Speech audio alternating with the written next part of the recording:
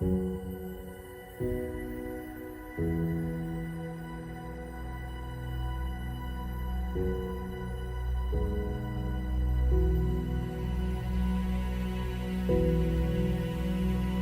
soal SMA Pangudilur Pandit Berasrama. Sekolah ini merupakan alih fungsi dari Sekolah Pendidikan Guru. Pada tahun 1989 ada kebijakan pemerintah menghapus semua sekolah pendidikan guru di seluruh Indonesia. Maka kebijakan itu berdampak pada SPG Panlit saat itu beralih fungsi menjadi SMA Pangudilur Panlit Berasrama sampai sekarang ini. SMA Pangudilur Pandit Muntilan ini adalah lembaga yang mencetak kader Rasul Awam. Ini menjadi kekhasan bagi SMA Pangudilur Pandit Muntilan, bahwa di SMA ini adalah mencetak kader Rasul Awam sama dengan seminari awam.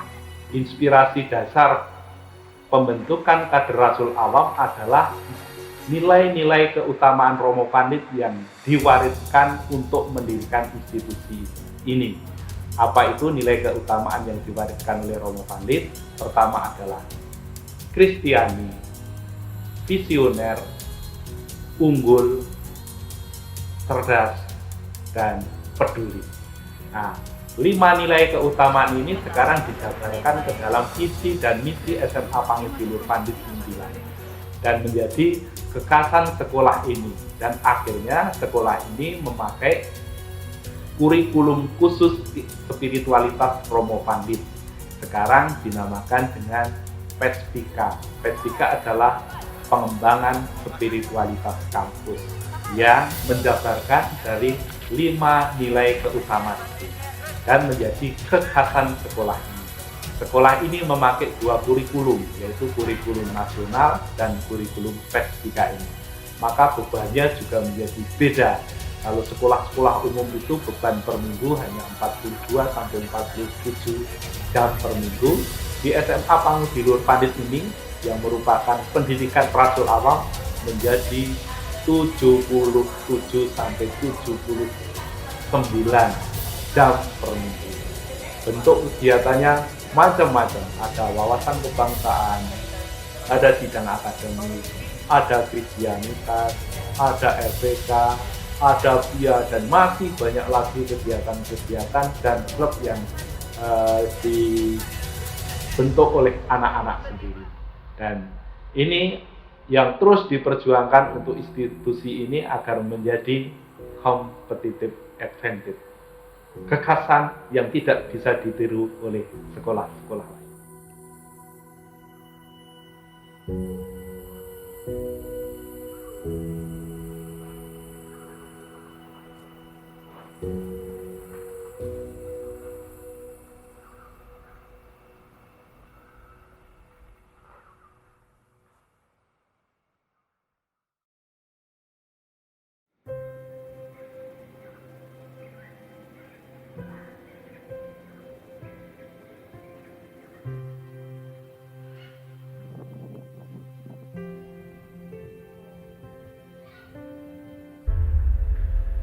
Peran serta asrama dalam pembentukan karakter siswa.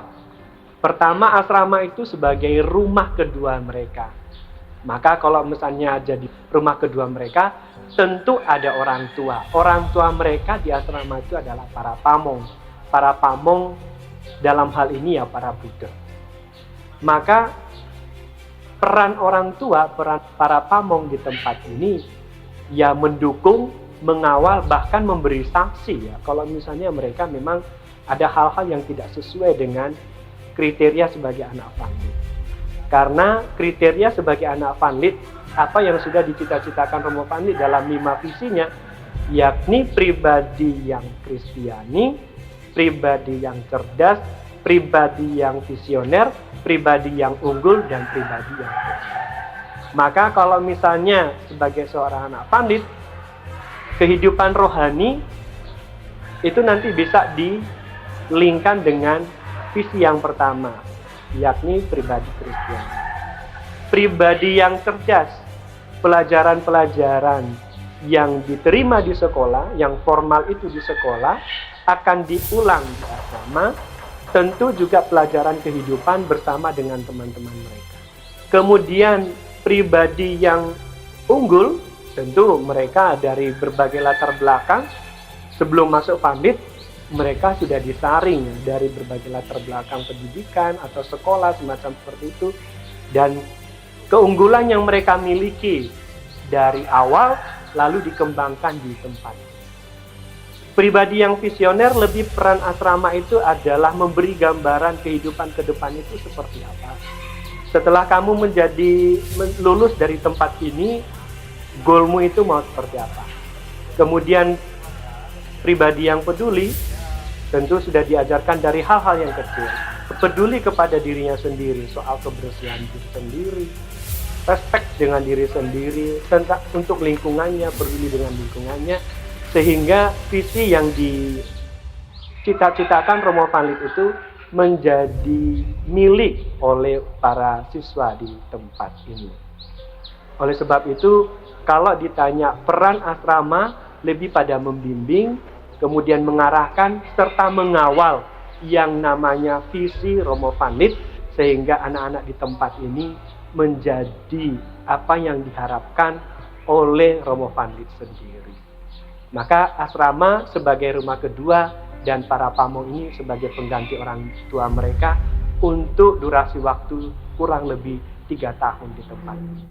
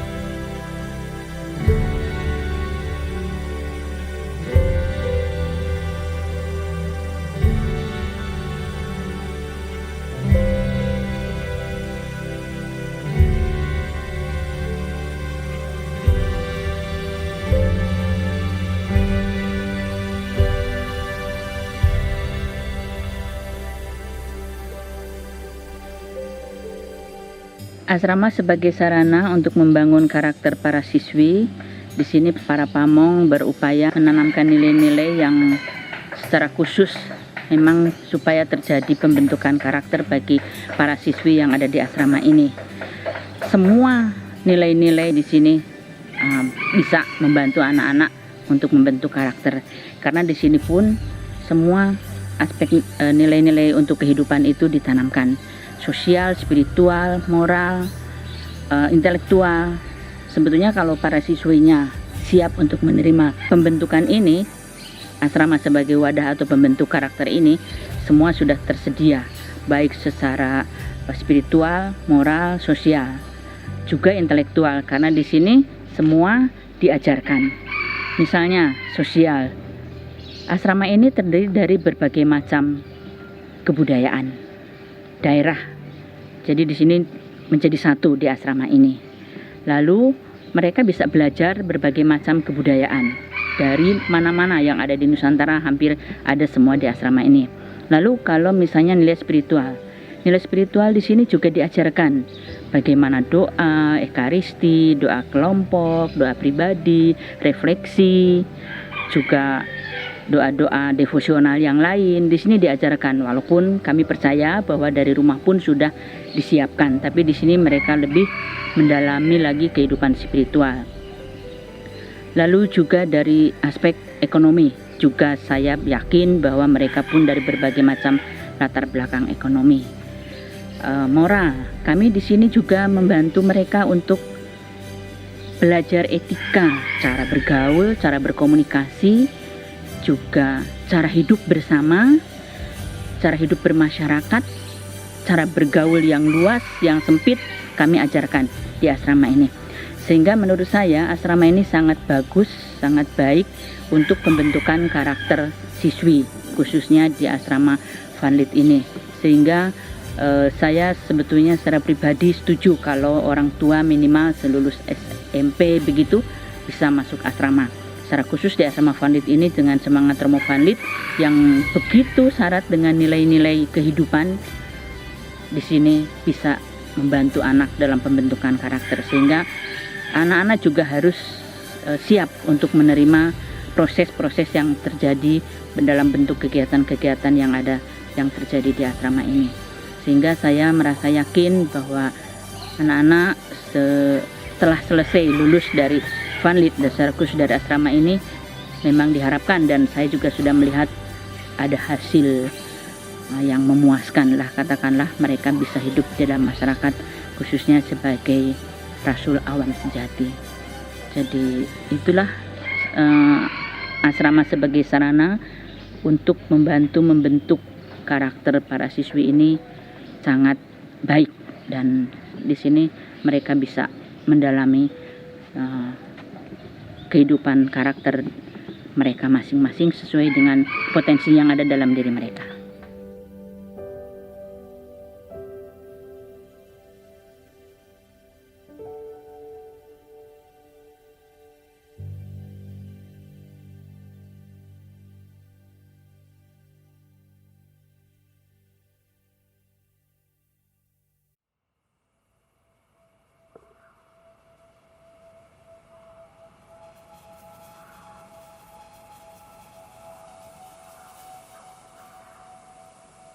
Hidup di asrama tuh kalau menurutku pasti ada suka dukanya. Apalagi kalau hidup di asrama kan nggak ada orang tua gitu. Kalau menurutku sukanya itu yang pertama kita bisa dapat teman dari banyak daerah. Habis itu karena dapat teman dari berbagai daerah, kita juga dapat banyak cerita dan pengalaman-pengalaman baru. Terus kalau di asrama Putri Vanlit juga kita nanti ada dapat keluarga baru kayak Mbak Cabut dan adik Cabut, dan semuanya itu deket satu sama lain, jadinya kita nggak bakal ngerasa sendiri gitu. Kalau dukanya pasti karena nggak ada orang tua, kita harus belajar mandiri yang pertama. Terus kita juga harus bisa nyesain masalah sendiri, jadi apapun masalahnya kita harus bisa nyesain secara dewasa. Karena kita hidup di asrama juga kita pasti punya konsekuensi. Salah satunya itu kita nggak bisa main sebebas teman-teman yang ada di luar asrama. Tapi tenang aja, soalnya di asrama juga kita ketemu teman-teman 24 jam dan mereka siap jadi tempat untuk cerita kita. Jadi kita nggak bakal kesepian lagi. Karena kita di asrama, kita juga dituntut buat jadi mandiri. Kita juga harus bisa ngatur waktu kita karena jadwal di asrama itu padat. Selain itu juga kalau kita punya masalah, kita harus bisa menyelesaikannya, entah itu dengan bantuan pamong atau bantuan teman, ataupun menyelesaikannya sendiri secara dewasa. Kita juga dengan sendirinya dituntut buat jadi pribadi yang lebih mandiri lagi. Contohnya dengan harus bisa ngatur waktu sendiri karena jadwal di asrama padat, harus bisa nyelesain masalah sendiri. Tapi buat nyelesain masalah itu, kita juga bisa minta bantuan pamong ataupun teman-teman di sekitar kita yang jadi pengganti keluarga kita di rumah.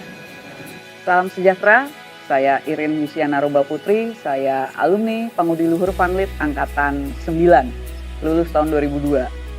Saat ini saya berkarya sebagai anggota DPR RI dari daerah pemilihan Maluku Utara dan saya ditempatkan di Komisi 10. Bagaimana Vanlit membentuk karakter saya, tentu Vanlit memiliki peran yang sangat krusial di dalam pembentukan karakter. Saya sangat beruntung, saya bersyukur karena di masa-masa pencarian jati diri di usia 15-17 tahun saya berada di Vanlit dengan segala tantangan, dengan segala pengalaman yang memperkaya saya sebagai pribadi. Ada 3 hal yang mungkin ingin saya garis bawahi bagaimana Vanlit membawa nilai positif membentuk karakter saya. Yang pertama adalah kemandirian. Tentu hidup di asrama jauh dari orang tua itu membawa kita mau nggak mau jadi pribadi yang sangat mandiri. Banyak hal yang kalau mamanya mungkin di rumah bisa kita tanyakan kepada orang tua, tapi karena hidup di asrama ini menjadi permasalahan yang harus disolusikan atau dicari solusinya secara sendiri. Lalu yang kedua, Vanlit juga membentuk karakter saya dalam hal inklusif. di mana saya bisa katakan bahwa Vanlit merupakan Indonesia Mini, di mana teman-teman seangkatan ataupun kakak kelas dan adik kelas itu datang dari berbagai daerah. Yang saya pikir saya lebih mengenal Papua dari teman-teman saya di Vanlit. Saya bisa mengenal Kalimantan, saya bisa mengenal Sumatera, saya bisa mengenal Bali dari teman-teman seangkatan maupun kakak dan adik kelas. Ini sungguh luar biasa yang saya dapat. Jadi saya melihat bahwa Indonesia itu tidak hanya Jawa, saya melihat bahwa Indonesia itu tidak hanya Maluku di mana saya berasal, tetapi juga saya melihat bahwa Indonesia ada Sumatera, ada Kalimantan, ada Bali dan segala macam. Di situ kita melihat bahwa ini yang menjadikan Vanlit sangat kaya. Kita tidak diberi kesempatan, kita tidak diberi ruang untuk kita close-minded, berpikir sempit atau eksklusif, tapi kita selalu dari awal kita diberi bahwa Indonesia kaya dengan perbedaan. Lalu yang ketiga adalah saya pikir karakter yang Vanlit pegang kunci peranan penting adalah bagaimana menganalisa kondisi sosial.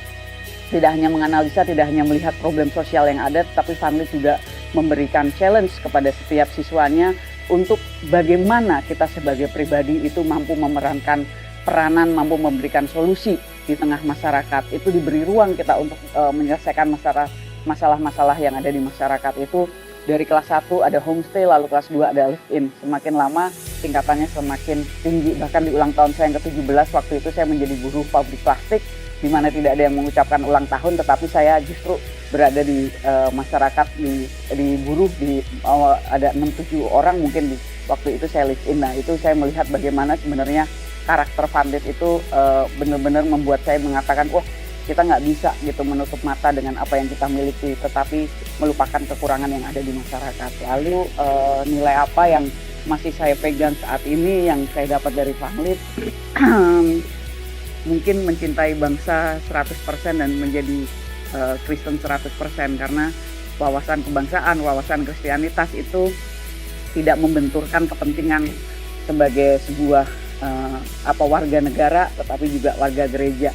Kita berjalan beriringan bagaimana kita bisa berperan di antara dua hal itu. Saya rasa mungkin itu, sehingga saya sangat bersyukur saat ini saya merasa saya berada di ladang yang tepat, membawa api semangat Vanlit untuk melayani bangsa dan juga gereja.